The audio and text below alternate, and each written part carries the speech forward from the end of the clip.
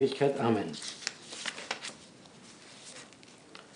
Au nom du Père et du Fils et du Saint-Esprit, ainsi soit-il. Bien chers fidèles, en ce dimanche dans l'octave de l'Ascension, Saint Jean, apôtre, Saint Augustin nous enseigne, nous illumine sur le mystère de la résurrection, de l'Ascension, de notre Seigneur Jésus-Christ, de la vie de la grâce, de Dieu lui-même et de la façon selon laquelle nous devons avoir communion avec Dieu, avec cette grâce, avec cette vie surnaturelle. La façon dont nos cœurs doivent s'élever jusqu'au ciel, là où Jésus-Christ est monté après sa résurrection, afin que notre cœur y soit, pendant que notre corps est encore ici sur terre. Et notre cœur est, comme le dit saint Augustin, la résurrection de Jésus-Christ comme objet d'espérance, et son ascension déjà comme, comment on pourrait dire, déjà notre glorification, une cotisation de glorification, parce que notre tête est déjà glorifiée au ciel. Et tout cela demande bien sûr la purification de notre cœur, parce que nous enseigne saint Augustin que le cœur ne peut pas monter au ciel s'il est encore ficelé, lié, enchaîné sur terre par le vice, par le péché. De même que saint Jean nous dit, nous ne pouvons pas avoir société, communion avec lui, avec saint Jean, avec le Père, avec le Fils, avec les saints, si nous ne marchons pas dans la lumière, si nous ne marchons pas en Dieu, c'est-à-dire dans la grâce, si nos péchés ne sont pas purifiés dans le sang du Christ, si donc nous ne vivons pas selon ses commandements et dans la grâce, nous ne pouvons pas affirmer de le connaître. Si nous le faisions, nous serions des menteurs. Nous serions des menteurs et nous serions dans les ténèbres. À cela, saint Augustin ajoute, pour te purifier, pour être purifié, sache que tu dois d'abord croire. Parce que seulement si tu crois, tu as accès à la grâce, et c'est la grâce qui purifie ton cœur par ta coopération, par ton désir d'être purifié, par la prière que tu fais tous les jours, selon l'enseignement de Christ lui-même, qui t'a enseigné à prier et nous ne laissez pas succomber dans la tentation, c'est-à-dire, si tu ne succombes pas dans la tentation, ça veut dire que ton cœur se purifie, parce que bien que attrait par le péché et par le monde, mais attrait, oui, mais il ne le cesse plus ficeler.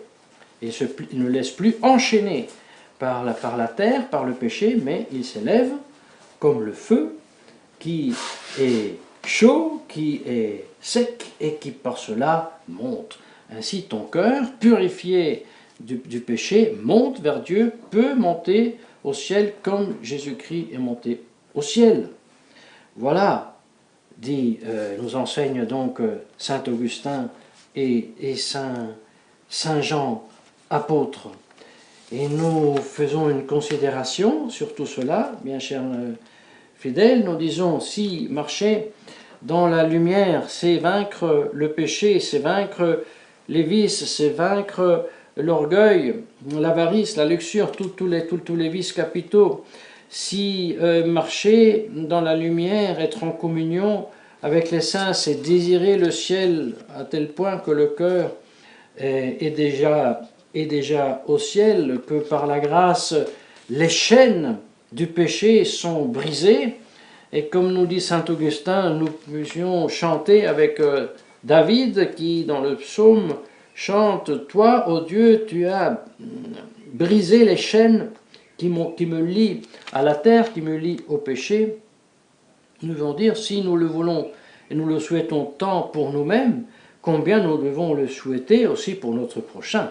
C'est-à-dire, nous sommes obligés, bien sûr, d'avoir la compassion vers le prochain, désirer pour le prochain qu'il soit sanctifié, qu'il puisse marcher dans la lumière, qu'il puisse triompher du péché dans la grâce. Et alors une objection se fait, ou pourrait, ou doit nous être faite pour mieux comprendre la situation actuelle de l'Église. Quelqu'un pourrait nous dire, mais vous n'avez pas cette compassion. Parce que quand je vous entends parler de Bergoglio, quand je vous entends parler de Ratzinger, et avant lui de Wojtyla, et avant lui encore de Paul VI, et de Roncalli, et aussi de Jean-Paul Ier, eh bien, moi j'ai entendu de votre bouche seulement des paroles très sévères, des jugements catégoriques.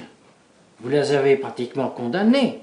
Vous avez dit d'eux qu'ils ne sont pas membres de l'Église, ils ne sont pas papes, ils sont des antichrists, ils détruisent la foi, ce sont des complices de la maçonnerie, ce sont des complices de la conjuration. Mais alors avec cela, vous avez péché contre cette compassion. Alors vous êtes méchants, alors vous n'êtes pas des disciples de Saint Jean qui prêchent la charité, l'amour et la compassion. Et les modernistes, quelle dure parole de votre bouche que nous entendons tous les dimanches par vous tous contre ces pauvres modernistes.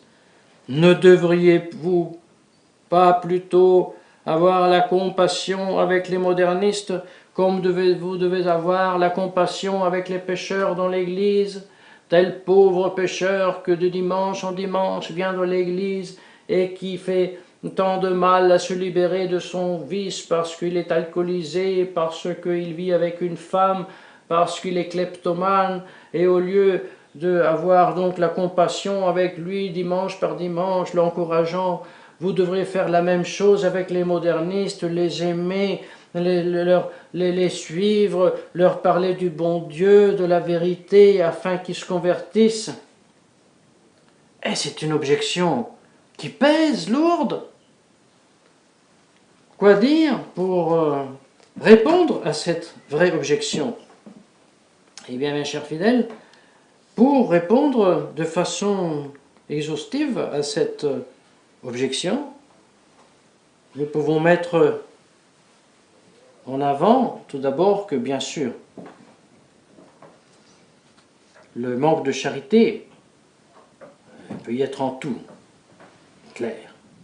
Et le zèle amer peut malheureusement se mêler partout. Et on ne peut pas nier que le zèle amer n'est pas étranger à beaucoup partie de notre milieu, ça c'est certain. Mais pour comprendre la raison pour laquelle nous devons refuser cette objection, pour comprendre la raison pour laquelle ce n'est pas de manquer de compassion, ce n'est pas manquer de charité d'affirmer que ces modernistes, avec leurs péchés contre la foi, ont cessé d'être membres de l'Église et par cela même avoir aussi perdu toutes les charges qu'ils pouvaient avoir. Il faut considérer la différence qu'il y a entre un péché contre l'humilité, contre la générosité, contre la charité fraternelle, contre la chasteté, contre la modération dans le manger, dans le boire, contre la chastité, contre la mansuétude, contre la paresse des devoirs religieux, contre la bienveillance vers le prochain. C'est tous ces péchés qui correspondent donc aux 7 vices capitaux. Si je considère tous ces péchés, je vois qu'une chose est péché contre l'humilité, contre la chasteté, contre la mansuétude, c'est une chose. Une autre chose, c'est de pécher directement, parce que tout péché offense Dieu. Mais lorsque nous péchons directement contre Dieu, directement contre sa révélation, directement contre la foi qui est, pour ainsi dire, la révélation synthétisée par les apôtres, directement contre la doctrine de l'Église, directement contre l'Église, contre la grâce, la vie divine que l'Église transmet à travers les sacrements. Chers fidèles, lorsque nous considérons cette différence, nous découvrons une chose et nous posons la question. Comment se fait que moi, je puisse vaincre mon orgueil, vaincre mon avarice, vaincre ma luxure? Nous l'avons dit auparavant avec Saint Jean, avec Saint Augustin. Il faut, nous dit Saint Augustin, que avant tout, tu crois. À travers cette foi, tu reçois la grâce. Avec la grâce et dans cette grâce, tu agis. Et en agissant dans la grâce, c'est-à-dire en posant des actions de vertu, voilà que tu triomphes du vice. Voilà que tu brises les chaînes du péché. Voilà que ton cœur s'élève vers Dieu. Mais attention, lorsque tu pèches contre la foi et contre la grâce et contre les sacrements eux-mêmes, quel sera le moyen pour te sauver? Et là, la chose se fait différente.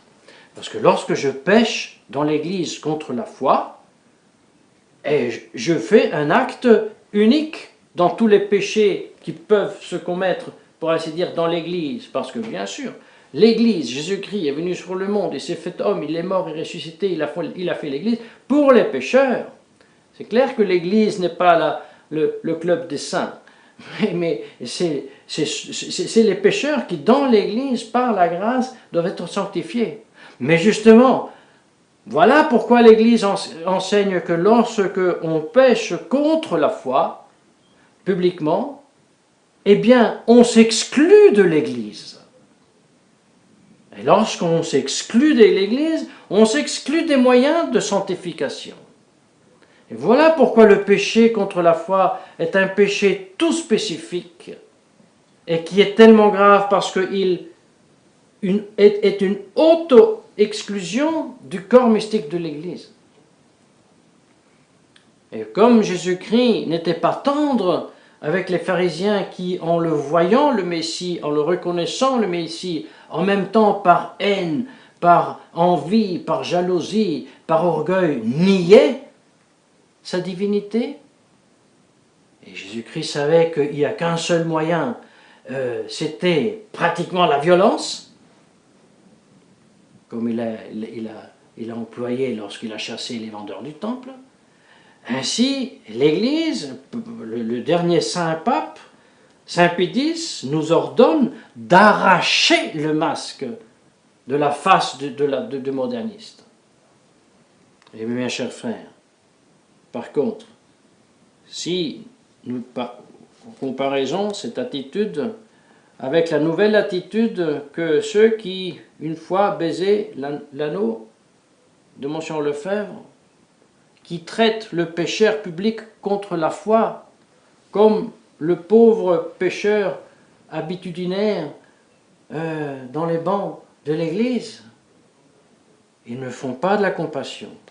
Oh, ce pauvre pape, oh, c'est terrible, oh, ils enseignent l'erreur, ils vont à Assise invoquer les dieux, quelle horreur, quelle horreur. Mais nous devons être pleins de compassion parce qu'ils sont papes, et nous devons prier que ces papes hérétiques deviennent des papes catholiques. Vous vous rendez compte? Ça n'a rien à voir avec la charité fraternelle, ça n'a rien à voir avec la compassion, ça a plutôt à voir avec le désespoir. Ça a plutôt à voir avec une attitude qui manifeste une conviction plus ou moins consciente que l'Église, oui, puisse aussi véhiculer l'erreur, les ténèbres. Mais non.